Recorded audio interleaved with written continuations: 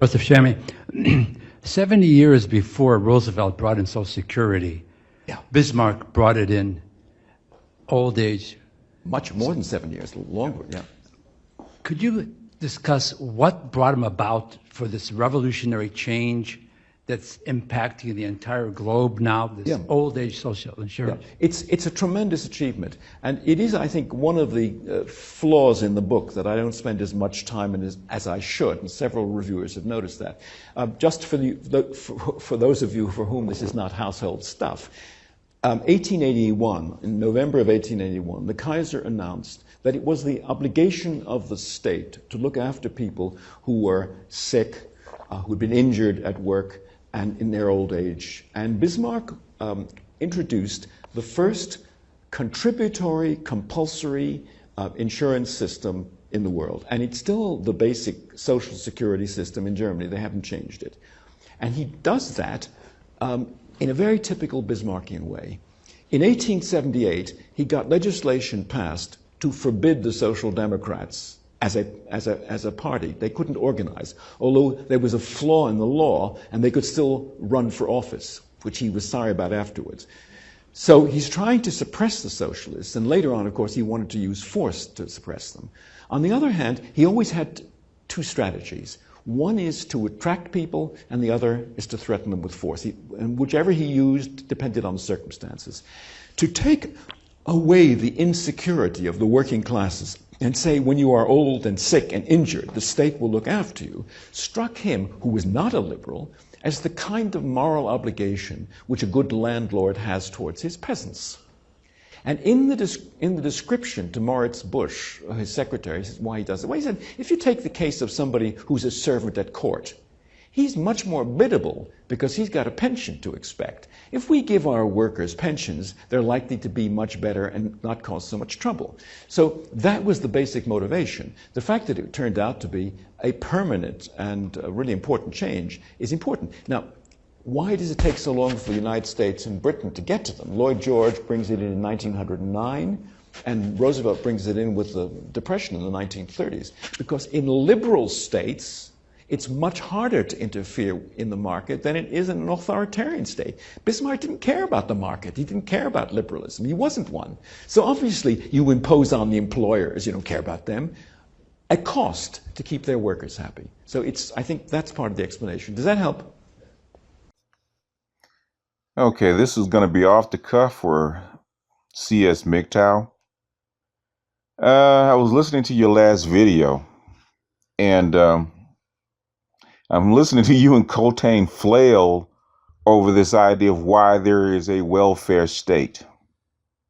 And especially for somebody that's in Britain, that knows British history.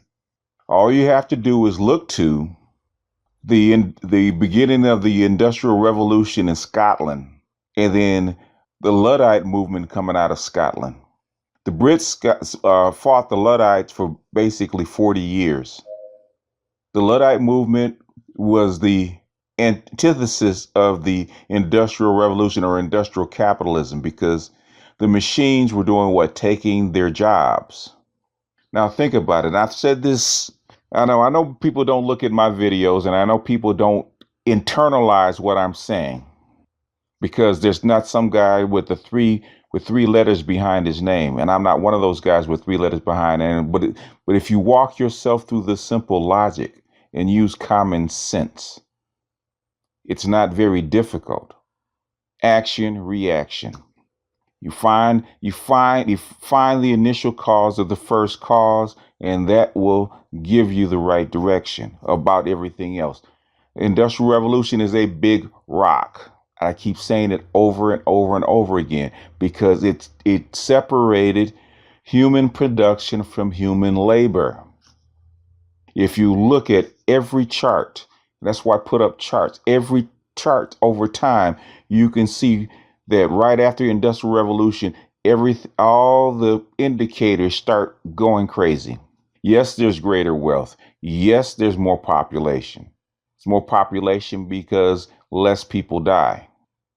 But the second thing is, even though the population is increasing because there's more machines and technology able to feed more people and keep them alive, change your environment. Second thing is, guess what you don't need? Human resources. You don't need people to actually do those jobs. Those machines replace people. And I've been saying it since I've been blue in the face. Before the Industrial Revolution, the fertility rate was between, I would say between 7 and 9. Now, not all babies made it before the Industrial Revolution, but before the Industrial Revolution, the fertility rate for each woman was between 7 and 9. You look at the charts because of greater food, because of greater health to the women. I would say the chart, depending on the country, I think for Great Britain, it peaked in 1820. The last peak was 1820 at 8. And in America, I think the last peak was in 1830 with 9, because that's when the Industrial Revolution basically reached the United States, or fully was implemented in the United States. By the time the 20th century rolled around, the fertility rate for women was 3. That's before any kind of contraception except for illegal abortions, if you could find them, and condoms. The pill cannot explain for a 2/3 drop in the fertility rate. Socialism came in right off the heels of the Luddite movement. Luddite movement went from Britain to France, and France is where socialism actually started. As a matter of fact, Marxism, or we call Karl Marx, he was run out of he was run out of France and Germany. He had to escape to where? Great Britain, where Engels, who was an industrialist himself, saw that the need for socialism, because if you take the workers off the land, you take away their jobs, what's going to happen? The people are going to overturn the society. It's not rocket science. Before the Industrial Revolutions, it took 20 people to grow food for 21 persons. Basically, 98% of all your people, I think it was 98% of all your people had to grow food, had jobs. You didn't have enough labor. After the Industrial Revolution, you had too much. You start getting what? Workers' health. You started getting the old age pension scheme, which is basically Social Security. You started getting aid to welfare for people that were sick. And even though if you look at your welfare system actually started in Great Britain. They didn't call it that. But just look up at the history of welfare. It actually started in Great Britain, and it actually started in the 18th century. Very minor. It wasn't state sponsored, but actually that's when it started. Now, the Social Security scheme didn't start. Started later, like 1919 and like 1909. Was it 1919 or 1909? I think it was 19. Was it 1919? Right after World War I. Why? Because they needed faithful followers, just like Germany did. Because Germany was a power. People started copying Germany when their populations got upset. President Roosevelt did the same thing in 1935 with Social Security, as he did with aid to families with dependent children, AFDC, or the welfare system. This is like 60 years before the pill was actually implemented. The pill was invented in 1960. It went on the market in 1965, but it wasn't widely distributed until 1970 under Title X, which is something that George Bush put in. And the welfare system was already almost 40 years old by the time the pill was widely accepted. It's not rocket science. Why do you have unemployment insurance? Why do you have general relief? Why do you have government sponsored jobs? Welfare goes all the way back to Rome when Caesar was basically handing out free corn. That was the welfare system. He was actually feeding people. Why? Because slavery and the technology that Rome was bringing in was putting people out of work. It's not rocket science. Your welfare system will actually increase as you put people out of work. All you got to do, your basically your charts that you were reading and your statistics are trying to tell you something. The more advanced the country is, the more urban it is, the more technology it has, the less there is for people to do. It puts them out of work. So unless you want food riots or the people that are actually in the society actually leave because they can't eat, then you're going to have a welfare system.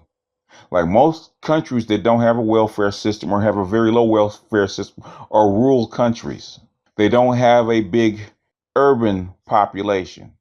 If technology comes in, it puts people out of work. People there's not enough jobs to go around for all the people that are born. You got to figure out what are you going to do with them. You're going to have to spread that wealth down to the population so that you can maintain your society.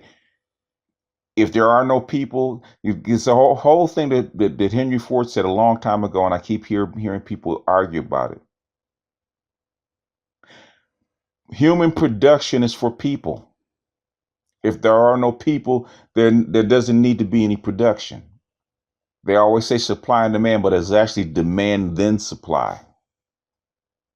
If there's no demand, there's no need for supply. If you don't have people inside your society, what's going to happen? Society is going to die. What's going to happen to your technology? You look at Japan. Japan's got plenty of technology, tons of it. They ain't got no people. The people are dying. Most of Japan's people are now what? On a social system. Some of it's paid for by the government. A lot of it's paid for by the industry, which is a retirement system. It's not rocket science. Cause and effect. You're overreaching. You're trying to glom one thing on another. Voting came that's why all you guys should reach tragedy and hope. You're given the vote, one, because they can no longer use force. Democracy is there because you can no longer use force to make people do things. And then with the advent of what Quigley calls amateur weapons, where the common man can't afford weapons or weapons can be made cheaply, if you need to defend your nation, you need those people to fight for you, to fight and die for you. It's not like in the old days when you could go out with 10,000 skilled people, 10,000 skilled men, and actually go out and fight in basically small scale armies. Once modern weapons came in, you needed half the population to go fight. They're not going to die for you if they don't have any say in their government. It's not rocket science. Russia did the same thing. Napoleon had basically amateur weapons. They had this large-scale army that marched on Central Europe and marched on Russia.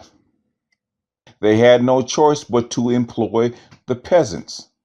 They gave the peasants weapons, taught them how to fight, use the amateur weapons. They repelled the French, drove them all the way back to France.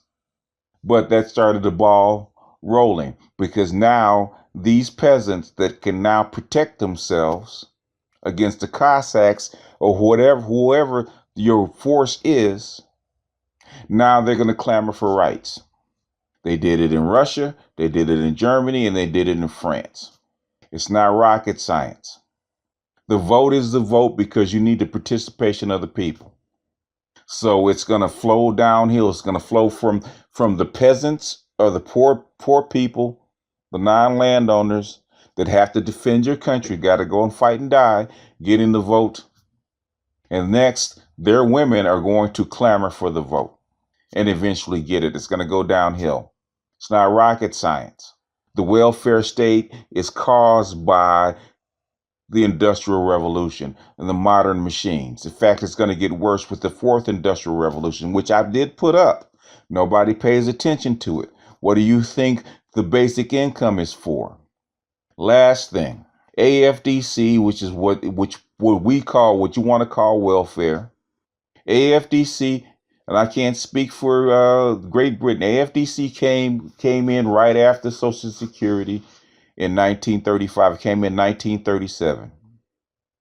The aid to families with dependent children was put in by Roosevelt in 1937. It had nothing to do with the vote. Women will not produce children that they can't afford. If your men are out of work and can't afford children, or they die, or they leave their family because they can't abandon the family because they can't afford to feed them. If you want those children, you're going to have to pay for them. And they had known for 150 years because there was no such thing as demographics before the Industrial Revolution. Demographics is a social science that was invented to track the effects of the Industrial Revolution. In fact, you can go to my page and look at it. Those phases are industrial phases.